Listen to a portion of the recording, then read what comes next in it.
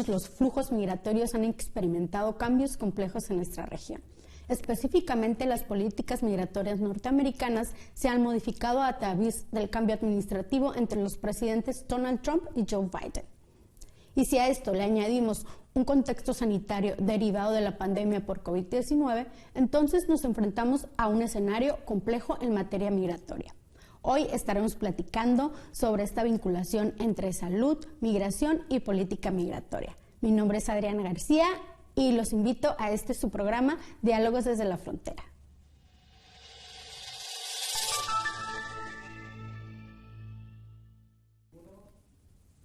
Hoy nos acompaña el doctor Juan Antonio del Monte, profesor e investigador del Colegio de la Frontera Norte, quien recientemente publicó un documento de coyuntura con el tema El Título 42, 2 años de una política sanitaria al servicio del control migratorio. Muchas gracias por acompañarnos el día de hoy, doctor. No, gracias a ti por recibirme. Doctor, justo nos encontramos en un panorama de políticas migratorias, de salud, que se ha venido complejizando. Por ejemplo, tuvimos el cierre de la frontera, las caravanas de los migrantes, las deportaciones masivas. En este abanico de medidas de políticas migratorias por parte del gobierno norteamericano, ¿qué es el título 42 que comenta en el documento? Sí, efectivamente nos encontramos en un contexto altamente restrictivo en términos de políticas migratorias y de políticas fronterizas, en donde en el contexto de la pandemia se echa mano del título 42, ¿no? Que para, digamos, usarlo como una forma de control migratorio. ¿Qué es el título 42? El título 42 es una vieja, muy vieja norma que está establecida en los códigos de leyes, algo así como una especie del reglamento, de los reglamentos generales de Estados Unidos, que regulan el bienestar y la salud pública estadounidenses, ¿no? Son como 53 títulos, si no me equivoco, y dentro de esos títulos, el título 42 es el referente al bienestar y salud pública. Sin embargo, la norma que se puso en operación durante la pandemia no fue exactamente todo el título 42, porque tienen un montón de fracciones. Entonces fue una fracción específica que faculta a la autoridad sanitaria estadounidense poner en cuarentena a cualquier persona que considere que su ingreso sea considerado como un riesgo para la salud pública de Estados Unidos.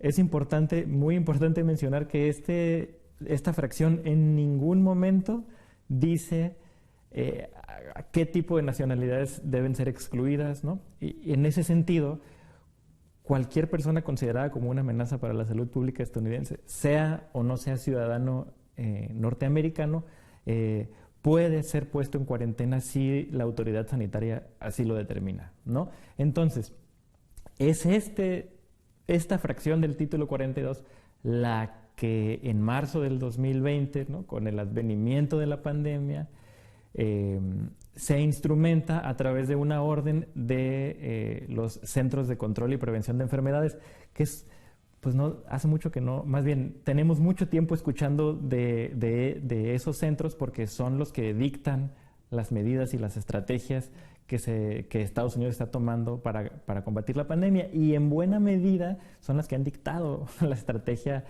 sanitaria contra la pandemia de manera global, ¿no? Junto con la OMS, por supuesto. Pero son estos centros los que emiten una orden en donde retoman, ¿no?, esa vieja disposición guardada ahí en la normatividad estadounidense, que emerge, por cierto, vale decir, en el contexto del combate de enfermedades muy antiguas como la polio y otras enfermedades que la fiebre amarilla, ¿no? Retoman esta vieja disposición, y lo importante, y esto es muy importante, ahí en esa orden establecen que serán objeto de esta norma aquellas personas que van a estar hacinados en centros de detención en Estados Unidos, ¿no? Obviamente, digamos, no dicen específicamente a quién, pero obviamente esas personas son las personas solicitantes de asilo y refugio que en los últimos años, como tú bien dijiste, han estado utilizando esta figura de la solicitud de asilo porque están huyendo de sus países, ¿no? De países centroamericanos, ¿no? Entonces, cuando uno se pone a ver cómo se instrumentó el título 42 y la norma, se empieza a dar cuenta que sí tiene una población objetivo, aunque no lo digan explícitamente, y esa población objetivo son solicitantes de asilo centroamericanos y también mexicanos, ¿no? Entonces, me parece ahí que bueno, el título 42 en ese sentido, lo más importante es que a pesar de ser una política sanitaria, en realidad se puso al servicio del control migratorio. Por ejemplo, digamos, hemos tenido muchos años y décadas de deportaciones y de expulsiones masivas por parte del gobierno norteamericano. En este sentido, el título 42, ¿cómo funciona? ¿Cuáles son los efectos a comparación de estos otros tipos de deportaciones? Sí, claro. A ver, efectivamente tenemos números muy altos desde el año 2006, 2008 de deportación, especialmente de población mexicana y del Triángulo Norte de Centroamérica.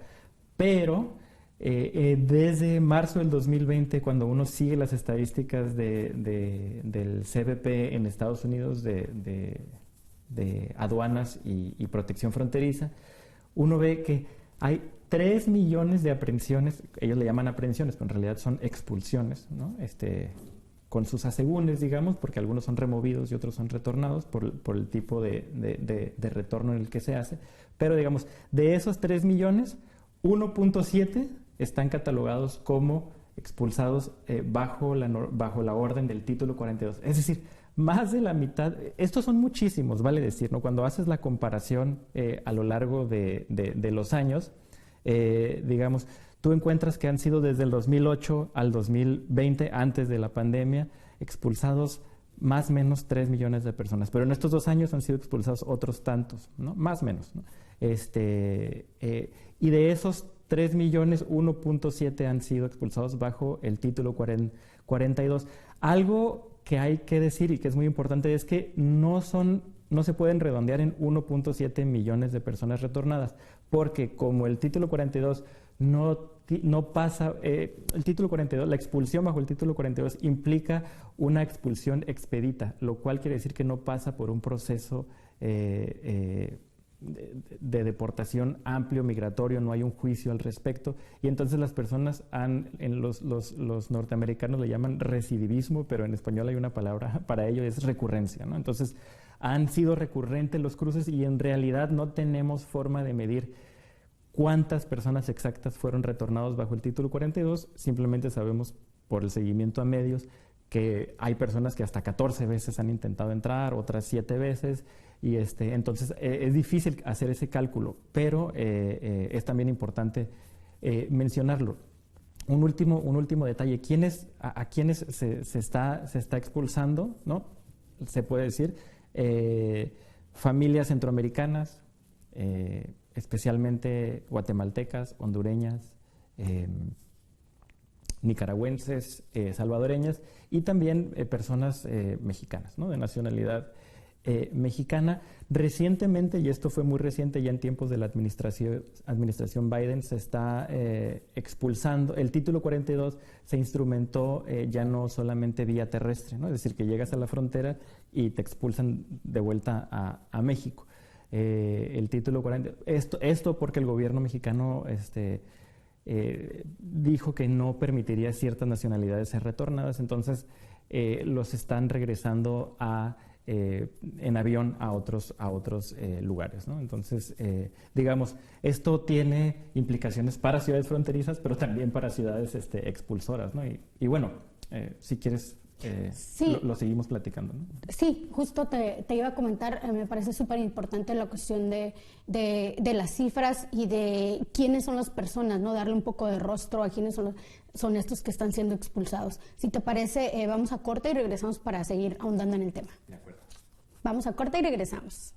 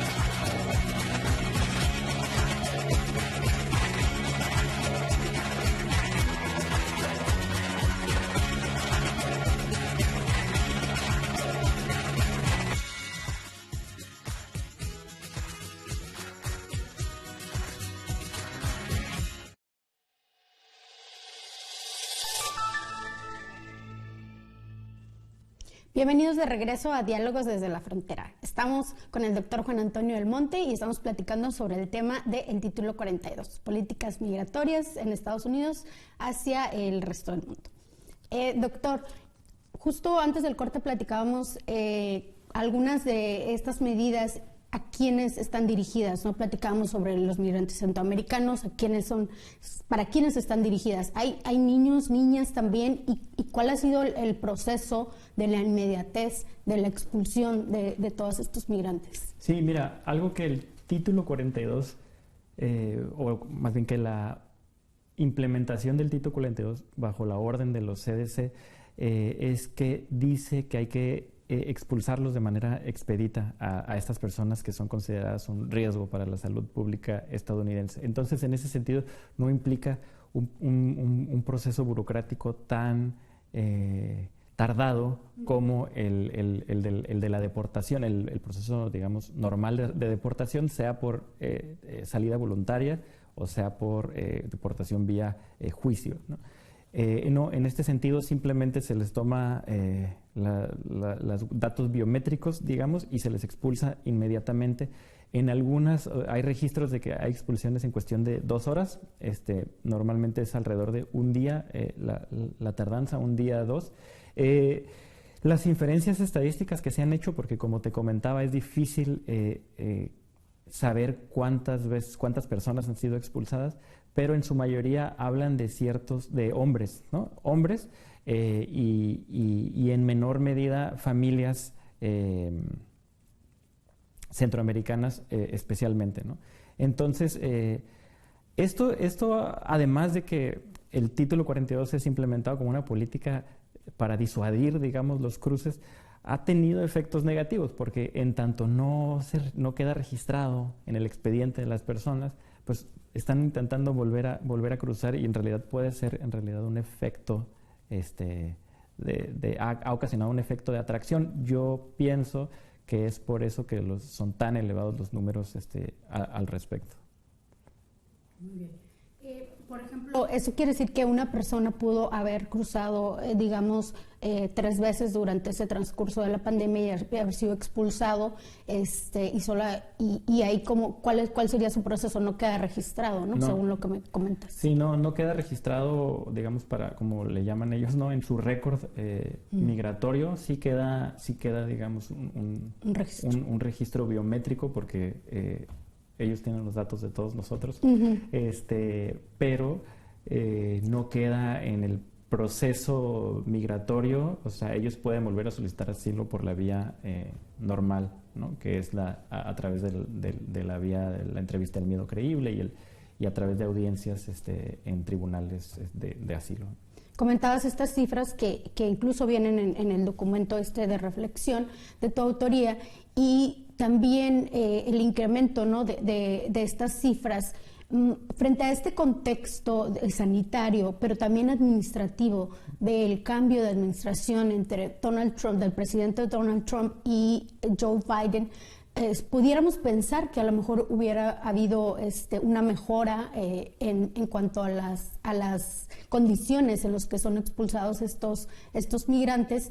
En ese sentido, ¿cómo se inserta en estas administraciones el título 42? No, es una pregunta muy interesante, porque el título 42 es una política, pues, natural al gobierno de Donald Trump, ¿no? Parece un gobierno abiertamente antiinmigrante, un gobierno incluso abiertamente racista. Parece natural encontrar cualquier artilugio normativo para utilizarlo como forma de control migratorio. Pero todo lo contrario parecía suceder con Joe Biden, quien digamos, había levantado olas de esperanza en las poblaciones en situación de movilidad por enarbolar un discurso humanitario, un discurso completamente diferente frente a las migraciones, a las movilidades globales. ¿Qué sucede? Bueno, sucede todo lo contrario, ¿no? Sucede que sí se revisan algunos aspectos, ¿no? Hay una moratoria a las deportaciones en sus primeros días, se suspende el MPP, ¿no? El protocolo de protección al migrante, aunque en tribunales lo pierde, ¿no? Joe Biden, pero el título 42 siempre se mantuvo, es algo de lo que nunca se habló, y es algo, digamos, que continuaba operando como una forma de control migratorio. Continuó operando hasta, ahorita estamos grabando este programa una semana después, en el que los Centros de Control y Prevención de Enfermedades de Estados Unidos dijeron que se iba a acabar con esta normativa alrededor del 23 de mayo de este año, ¿no? Es decir, en un par de meses. Evidentemente, se espera, ¿no? una oleada de personas, pero me interesa mucho mencionar que pues no hubo mucha diferencia entre las políticas de expulsión del presidente Trump y del presidente Biden. Sobre todo, me interesa mencionar que ambas administraciones violaron acuerdos internacionales muy claros y violaron, digamos, el principio o el valor principal de los acuerdos de refugio a nivel mundial, que es el principio de no devolución, ¿no? Que digamos, si las personas solicitan asilo en algún otro lugar del mundo, lo hacen porque tienen miedo, porque están huyendo por persecuciones políticas, por persecuciones sociales, tienen miedo de regresar, consideran un peligro su estancia en un país. Y el título 42 es claramente violatorio de este principio firmado por todos los países, ¿no? en diferentes convenciones a diferentes niveles, pero Estados Unidos también lo tiene firmado, ¿no? Entonces, a mí me parece como que aún a pesar de que el gobierno de Joe Biden llegó con un discurso humanitario mucho más claro, aún así sigue siendo violatorio de un derecho humano y de un principio fundamental para la solicitud de protección internacional. Claro. Bueno, si te parece, vamos a corte para seguir ahondando un poquito más en la cuestión de las violaciones a los derechos humanos de los migrantes. Vamos a corte y regresamos.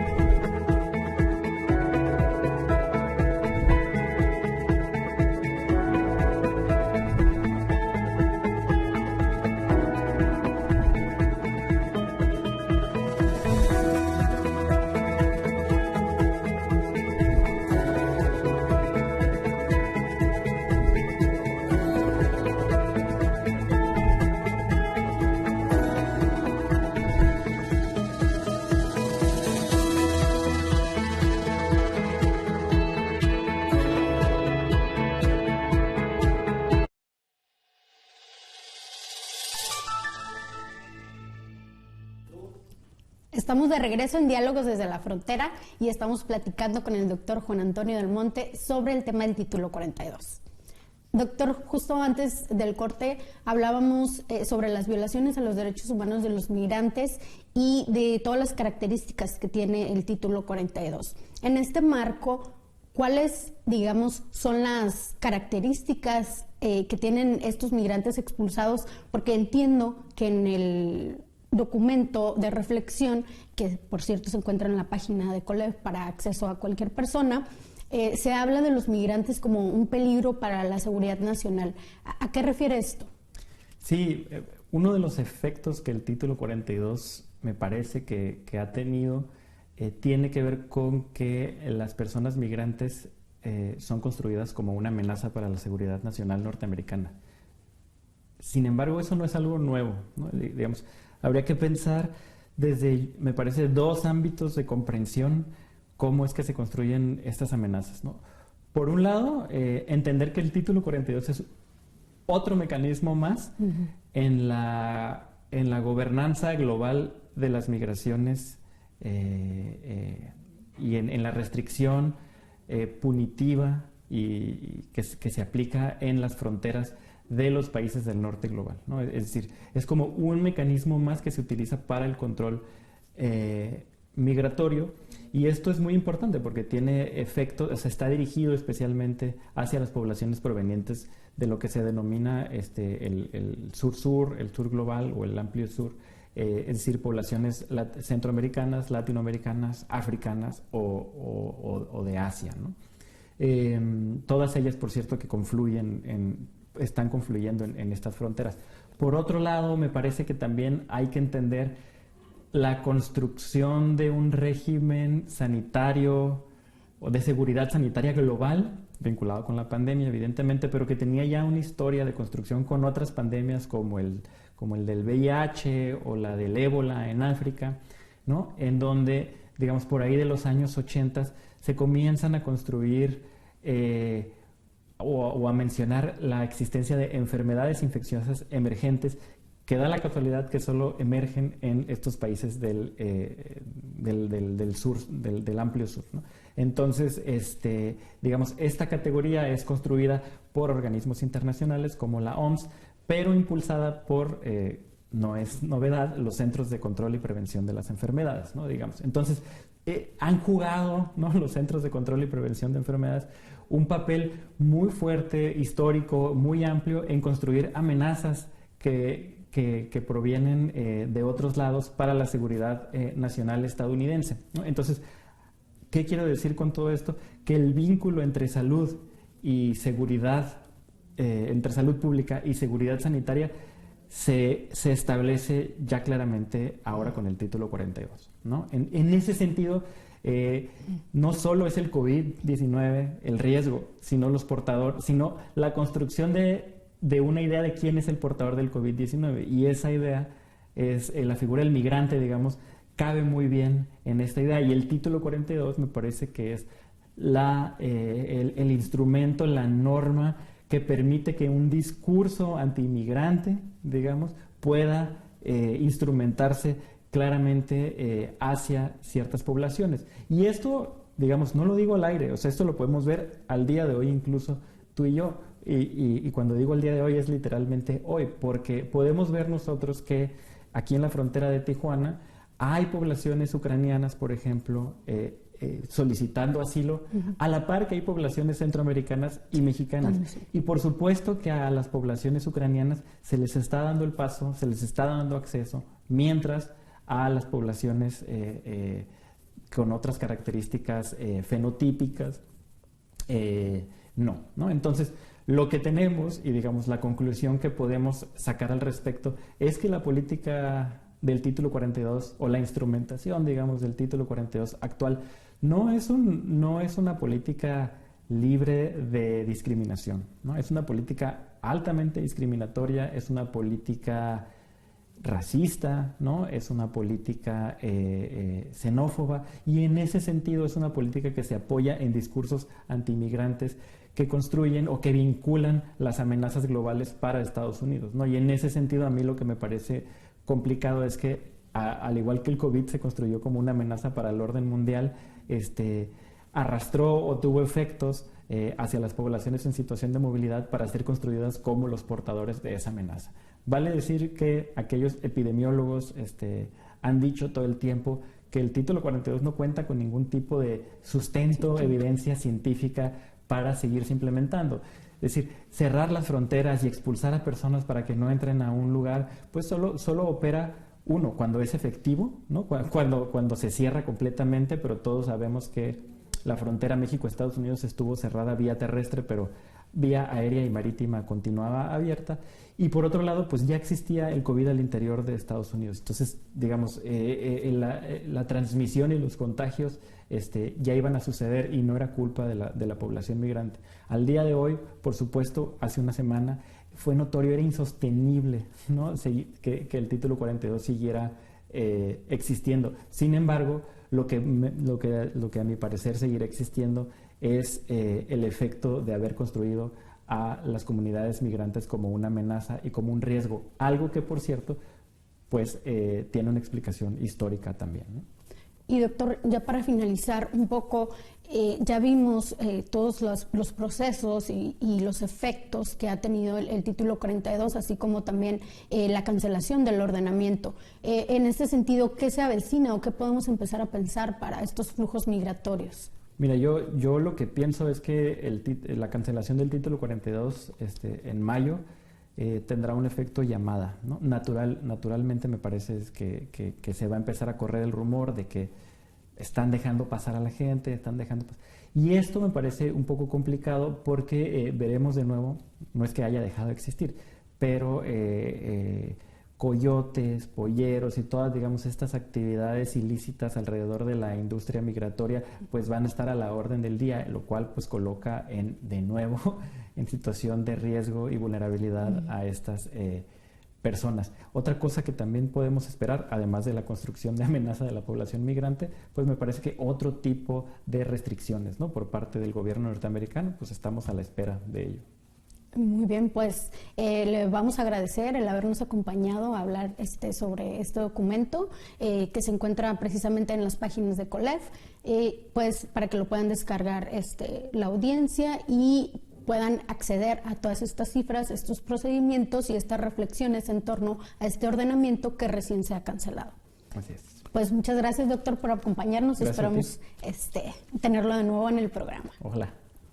Y muchas gracias a ustedes también por acompañarnos. Recuerden suscribirse a nuestro canal de YouTube y seguirnos en nuestras redes sociales. Nos encuentran como el COLEF. Yo soy Adriana García y nos vemos hasta la próxima.